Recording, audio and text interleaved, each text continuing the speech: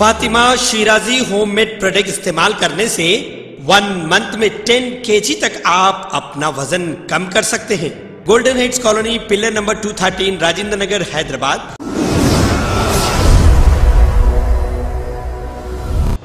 आप सभी का स्वागत है सच न्यूज में। आइए जानते हैं उत्तर प्रदेश और देश की राजधानी से कुछ खास खबरें। इस वक्त खबर आ रही है कि दिल्ली से सटे हरियाणा के सोनीपत जिले में कुंडली पलवल मानेसर मार्ग यानी KMP पर देर रात टोल प्लाजा के पास दर्दनाक हादसा हुआ है और बताया जा रहा है कि इस हादसे में पंजाब के गायक दीप सिद्धू की मौत हो गई है, जबकि उनकी मंगेतर घायल हो गई है।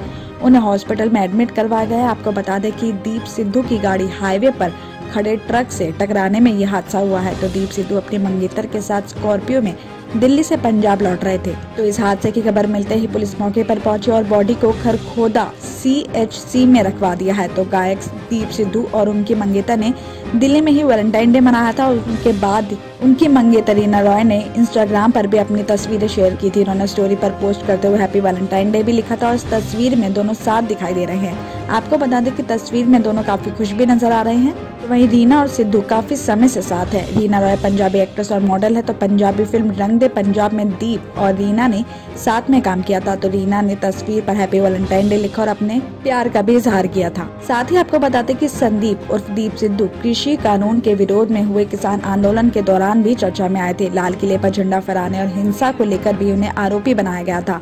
तो इस केस में दीप सिद्धू की गिरफ्तारी भी हुई थी। तो वहीं पंजाब चुनाव में सिद्धू अमरगढ़ से शिरोमणि अकाली दल अमृतसर के प्रधान सिमरनजीत सिंह मान का भी प्रचार कर रहे थे। वहीं दीप सिद्धू को किसान संगठनों के प्रमुख नेताओं ने कुंडली बॉर्डर पर बोलने का भी मौका नहीं दिया। तो दीप सिद्धू सोशल मीडिया के जरिए ही इन किसान नेताओं के फैसलों पर सवाल उठाते रहे हैं।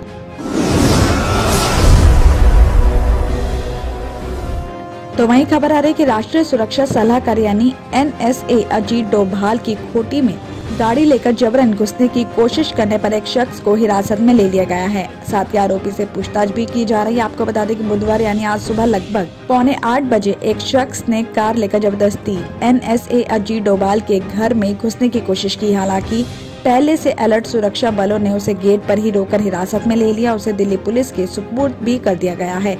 आपको बता दें कि दिल्ली पुलिस की स्पेशल सेल ने उससे पूछताछ कर रही है। शुरुआती पूछताछ में आरोपी मानसिक रूप से विक्षिप्त भी लग रहा है, तो वो कुछ बड़बड़ा भी रहा है। उसके अनुसार उसके शरीर में कोई चिप भी लगी है और जिसे दूर बैठा कोई शख्स संचालित कर रहा है। हालांकि तलाशी लेने पर उसके शरीर पर कोई चिप नहीं मिली। दिल्ली पुलिस की शुरुआती जांच में पता चला है कि आरोपी के पास से जो कार बरामद हुई है वो भी किराए पर ली हुई है। आपको बता दें कि NSA अजीत डोभाल प्रधानमंत्री नरेंद्र मोदी के सबसे विश्वस्त अधिकारियों में गिने जाते हैं। तो वो हमेशा ही आतंकियों के निशाने पर रहे हैं।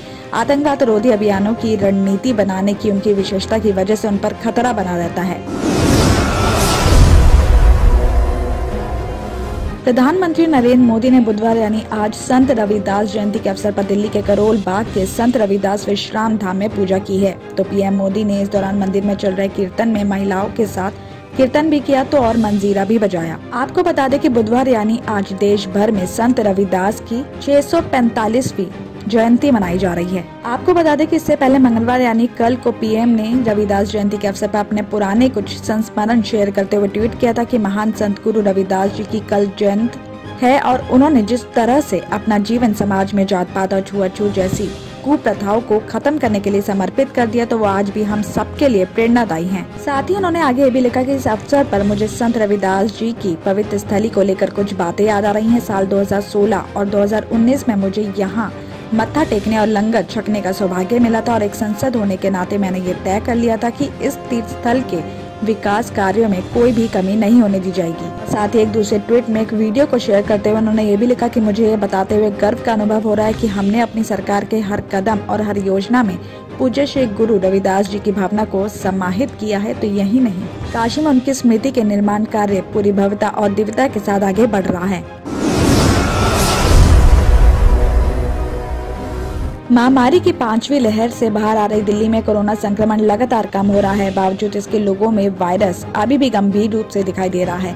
सिचुएशन इस समय ये है कि हॉस्पिटल में एडमिट और दूसरा कोरोना रोगी आईसीयू में है। तो कोरोना ओमिक्रॉन वेरिएंट की वजह से आई इस लहर का पीक पिछले महीने ही निकल गया है। तो आंकड़ों की बात करें तो लहर निकलने के बाद से अब तक दैनिक मामलों में करीब 90% से ज्यादा की गिरावट भी दर्ज की जा चुकी है। और ऐसे में डॉक्टर्स की सलाह है कि कोरोना संक्रमण कम होने के बाद भी आबादी के एक हिस्से को परेशान कर रहा है, इसलिए लोगों को कोविड सतर्कता व्यवहार में किसी भी तरह की लापरवाही नहीं करनी चाहिए। साथ ही आपको ये भी बता दें कि दिल्ली के सबसे बड़े कोविड केंद्र लोकनायक हॉस्पिटल के निदेशक डॉक्टर सुरेश कुमार का भी कहना है कि बीते दिनों की तुलना में अब उनके यहाँ दिन में 2 या फिर 3 पेशेंट एडमिट हो रहे हैं। तो उनके यहाँ अभी भी 734 कोरोना बेड खाली पड़े हैं। हालांकि सिचुएशन ये भी है कि एडमिट रोगियों की सबसे ज्यादा संख्या आईसीयू में ट्रीटमेंट लेने वालों की है और इनमें वैक्सीनेशन ना कराने वाले भी शामिल हैं और पहले से बीमार ज्यादा आयु के वरिष्ठ नागरिक भी हैं। आगे डॉक्टर सुरेश कुमार का भी कहना है कि साल 2020 में अब तक कोरोना महामारी में काफी कुछ सीखने को मिला है और उसके प्रभावों में बदलाव भी मिला है, लेकिन